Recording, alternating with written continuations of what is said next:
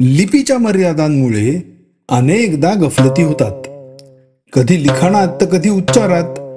आज लिखाणात होणारी एक चूक. खरं तर यावर एक रामबाण उपाय देखील उपलब्ध आहे, पण तो फारसा वापरत नाही कोणी. कोणती ती चूक आणि कोणता तो उपाय? आता हा सोबतचा व्हिडिओ पहा, म्हणजे मुद्दा लक्षात येईल.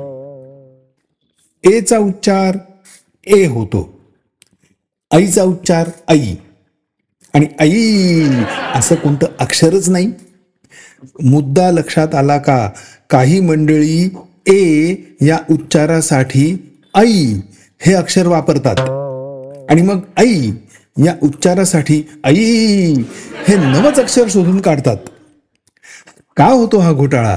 कारण डोक्यावर एक मात्रा म्हणजे एकार आणि डोक्यावर दोन मात्रा म्हणजे ऐकार हे नियम नेमक्या ए आणि ऐ या अक्षरांनाच लागू पडत नाहीत.